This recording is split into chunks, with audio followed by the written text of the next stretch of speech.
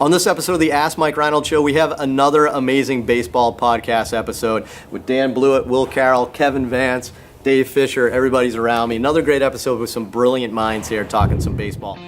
The Ask Mike Reinold Show. Helping people feel better, move better, and perform better.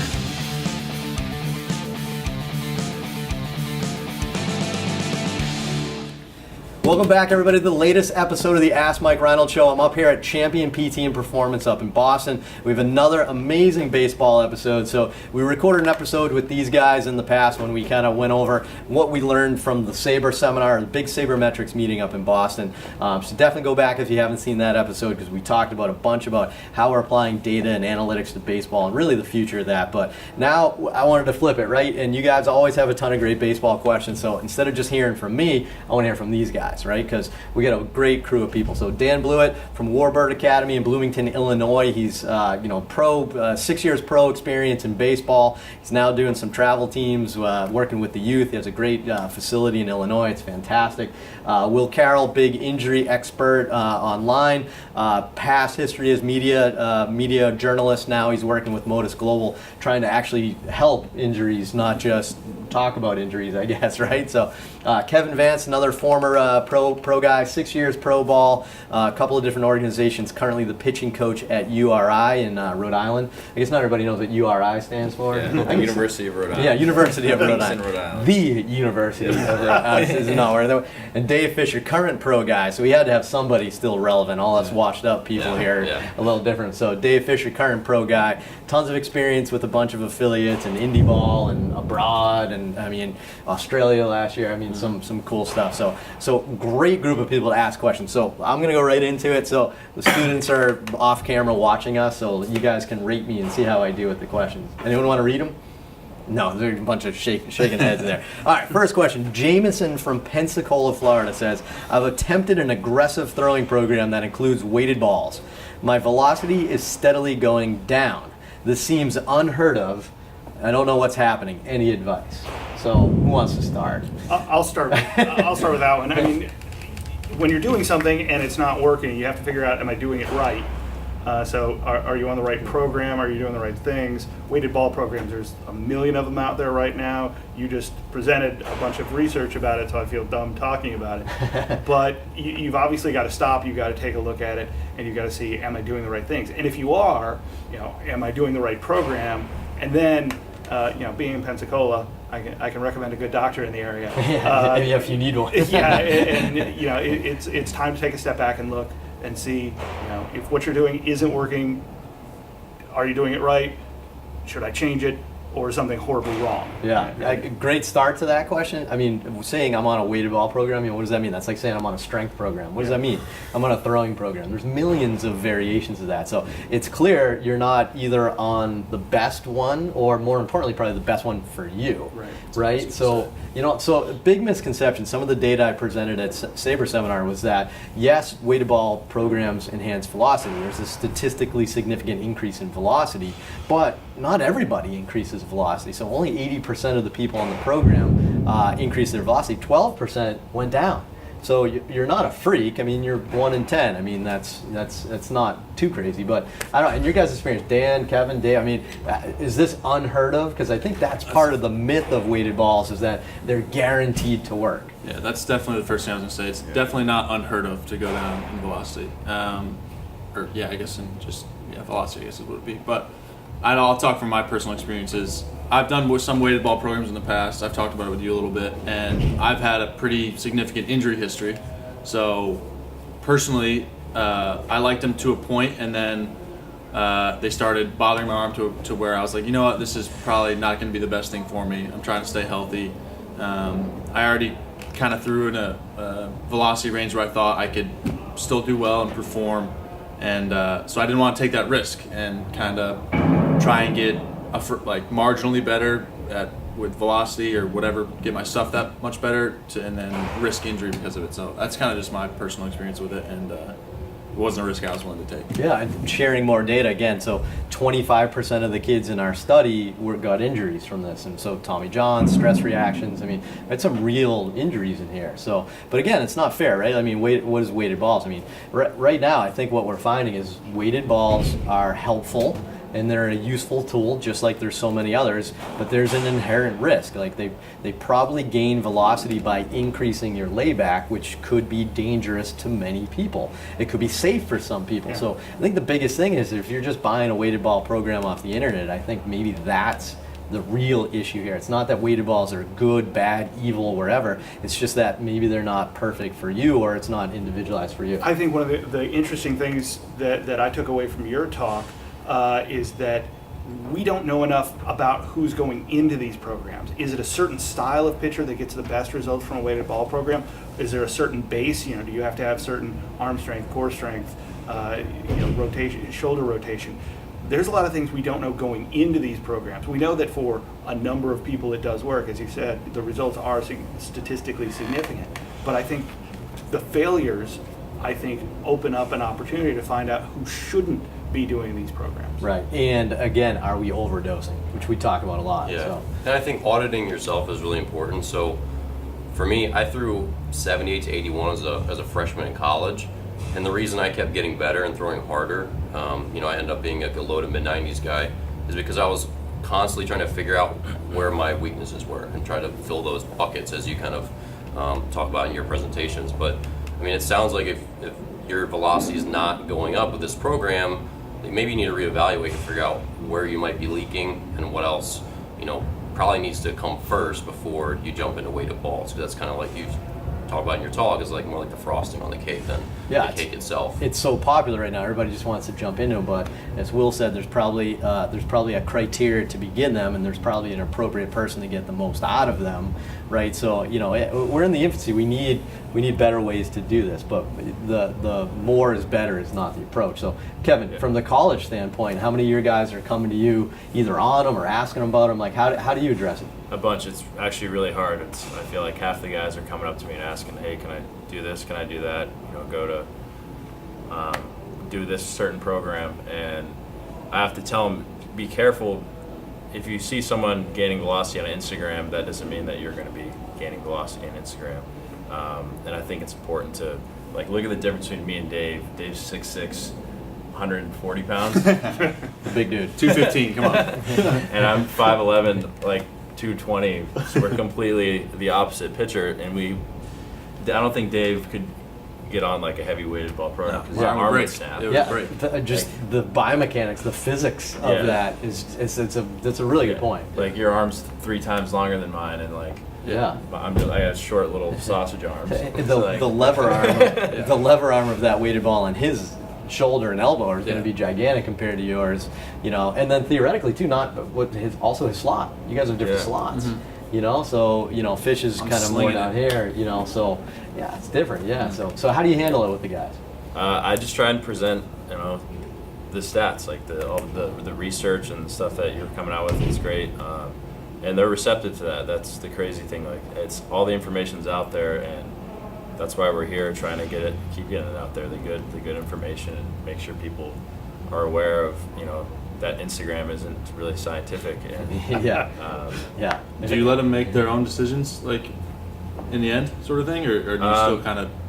Yeah, I mean, I'm not going to force, my philosophy or down their throat, but I think they make the right decision once they have all the information. So that's the only thing you can really do. Yeah. As a coach, your job is to provide them with the information. And some people say, I don't care, and I'll accept that risk. And trust me, there's nobody. I mean, I'm the guy that deals with them when they're injured, so I'm the one that talks about it. We've probably had this conversation, you and I, hey, if you want to do it, let me know. I mean, we're going to be on top of it, but and there's inherent risk, but if you're ready to do it, let me know. And especially if you are gonna take that risk, talk to someone like you. Get in touch with someone who's gonna be smart about it, and someone you can be like, hey, you know what, my arm's bothering me. Is this normal to have if I'm doing this? And know when to pull the cord. Right. So don't be afraid to ask for help for any time. And the one thing, Dan mentioned it briefly, but I think we should, anytime we talk about this here, it's weighted balls are a tool to help gain velocity. It's a very, very small tool in a bucket of tools. And like Dan said, if you haven't baked your cake, if you haven't established your foundation of strength, just even physical maturity, good arm care, type of that, you are going in the wrong direction, barking up the wrong tree, just going straight to the frosting and not the cake. So anyway, 'cause we got to have an episode on that too. We get a lot of good questions. All right, next question. Eric from Oklahoma says, as a high school pitcher, what should I be doing after a game that I pitch? So let's see, who wants to fish? I'll do it. Yeah, I guess I'm coming off you're it. currently playing. Yeah, You just pitched last week or yesterday, technically. Yeah, I had a same time. What do you do after you After that. what do you do after you get in the game? What do you do to your? I have my routine, so it kind of is. As a professional baseball player or any amateur baseball player, you have your set routine. You want to do your things that you do to make yourself feel comfortable before you go out into the game, so you perform well. And it should be the same after the game. You should have a good little routine. So I had I kind of worked with you to make it when I had been injured, and he did a really good job of helping me create that. So for me, I have the pregame one. I go through my stuff. Then at postgame, I come in. I do a cuff program. I usually do a band flush, and then I'm personally not an ice guy, so I don't want ice. But I always make sure I do cuffs, forearms, and a little band flush, and then. How much weight do you use? Usually pretty light after I throw. Got 3 pounds for me is usually what I'll do. So I'm not trying to gain muscle at that point. I'm Bingo. just trying to. He's not trying to be the best at exercise. Yeah. yeah, that's not his strength program. I think that's the important part. He has a strength program that he does Yeah. at another time. This is more of like a flush after a game. I think And that's a tell good me way if of I'm saying wong it. here too, but You I always probably- kind of probably Probably wrong here wrong, saying yeah. this, but I always kind of thought like, all right, I just went out there and I'm assuming I'm in good position to go like biomechanically to go out and pitch before I pitch, and then while I'm pitching, I go way out of whack, and I kind of use the cuff program kind of just to jumpstart getting back into like proper positioning to Yeah. attack the next day. Not a bad way. That's of thinking at least how my mind works. All right, so it might that- not be right. That's a good one. We got Yeah. Fish does just some light rotator cuff kind of flush base work.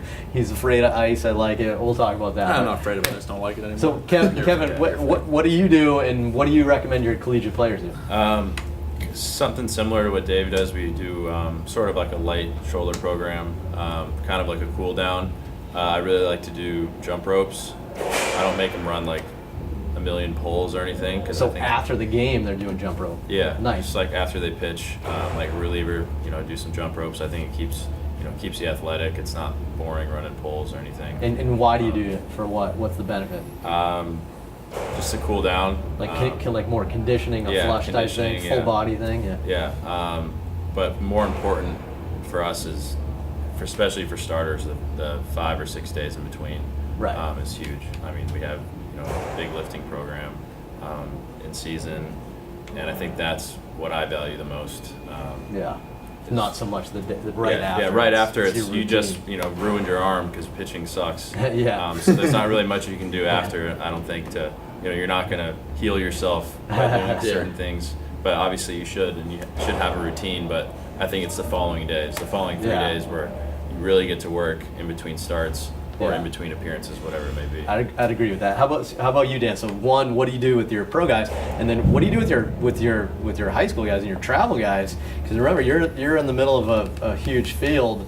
You probably don't have access to as much stuff. So what do you do for yourself, Yeah. and what do you recommend your travel kids do? So for me, I was a reliever in my last couple years, and it was really complicated because I might throw the next day, I might throw 3 days in a row.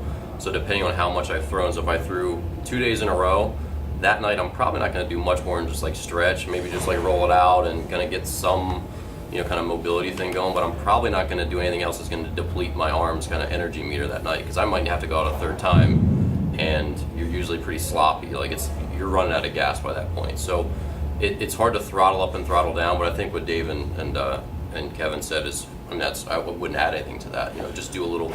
I love doing a little rotator cuff stuff. It would help my arm flush out.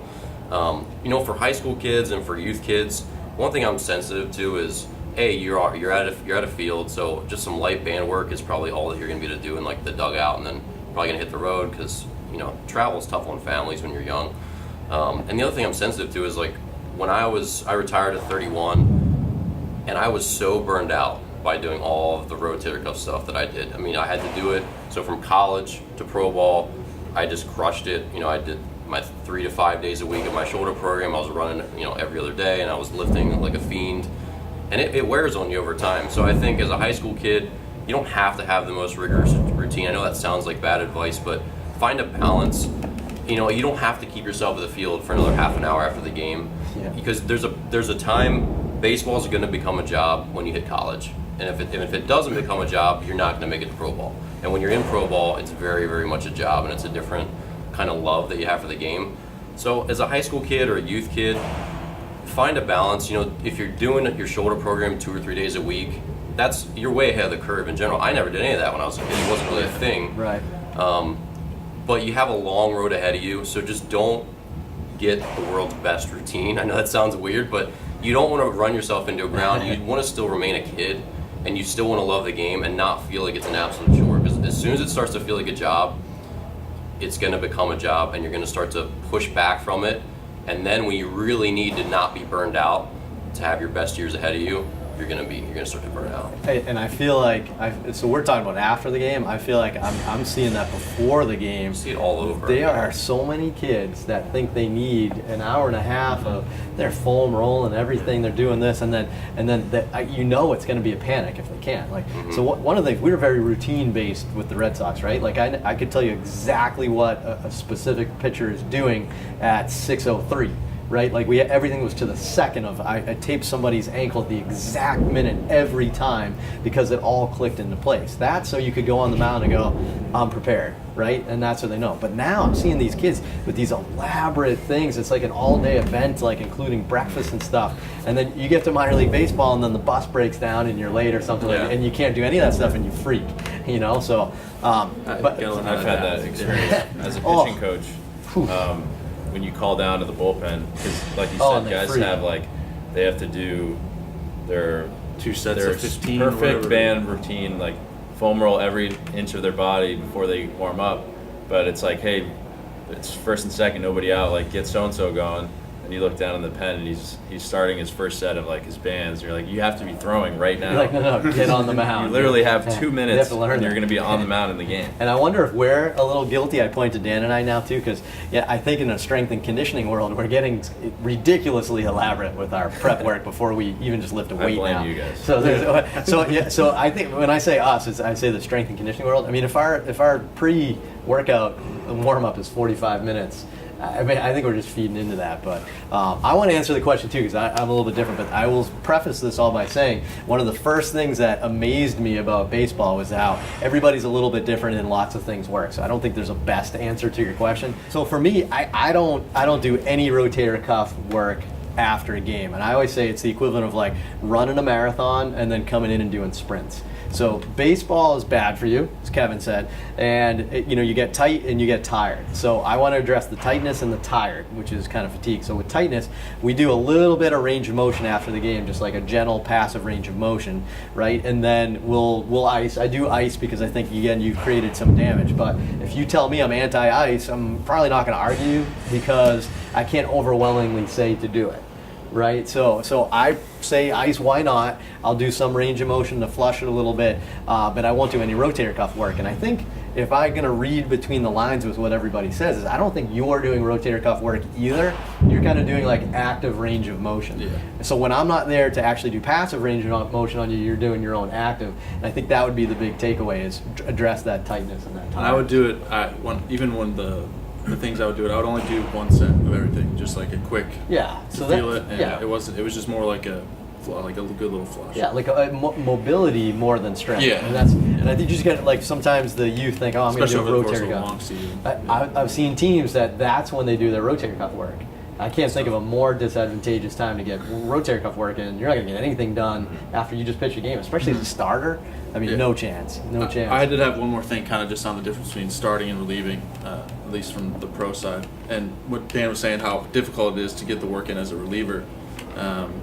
Personally, for me, I'd like to have I mostly made like a 3-day-a-week schedule. So I did my rotator cuff work, I did some scap work, and I did some stability work. And those are just the 3 days. It didn't matter if I was pitching that day. It didn't matter anything. I just got on a schedule as a reliever to do that. And then as a starter, obviously, you're a little bit more separate, and you know when you're going to pitch every time, so you can kind of plan it out a little bit better. Yeah. That was just kind of what I did. Well, Yeah, as a reliever routine. too, you're trying to fight. So like if I did pitch back-to-back days or something, I'm trying to get my work in and give me the absolute maximum amount of time before I throw again. So Yeah. sometimes it is after the game because I'm like, well, if I wait now and then I do it in the morning, now I'm only 12 hours out of maybe pitching again. So it's just there's never a clear answer. You just Right. especially as a Gotta find reliever, what you're works for trying you. to give yourself as much what it rest as comes you down can to. while still getting your work in. Yeah, and experiment. And if you don't have a set routine, just look around. I mean, I get to watch John Lester follow Josh Becker around like a puppy dog in a really Perfect good way. example, yeah. To just to say, all right, this guy's successful. He's one of the hardest workers I've ever seen. How do we emulate him, right? And that's I was fortunate. I was part of that. I got to help mold somebody's routines, right? So find somebody that can help. To a teammate. Yeah, talk to a Talk teammate to somebody that's you been look up doing to it. that you think has good stuff, Yeah. and ask, hey, you know what? Like, I really like the way you pitch. What do you do to stay ready to pitch? Right, So and watch them. ask and say, questions. why are you doing that? Yeah. I want to do that too. And try it, and then hey, you might don't not like like- some yeah, of it. exactly. You take 80% of it, right? I think We're all there's- mutts. Yeah, I think there's a lot of iteration that you have to do with this because again, we've got data now. We know where we are. We have to think about our arms. I think as a smartphone battery. You've got to Right. recharge every now and again, or you're going to run down much faster. I like so that. I think we've got to figure out what's working for you, and then how are you getting back to it. And when you see, hey, I'm not getting up to a level. What changed? What can I change? Right. Yeah, that's great. And again, I don't want to. We keep talking data and stuff, but again, it's like saying, all right, your stuff's going down, and you're not recovering in between. What can you do different? Another great baseball episode. Thanks so much, guys. So Dan, Will, Kevin, Dave, everybody, thanks for joining us again. Go to MikeReinold.com, click on that podcast link, ask us some questions, anything you guys want to talk about. We're here for you guys, and head to iTunes and rate and review. We'll see you on the next episode.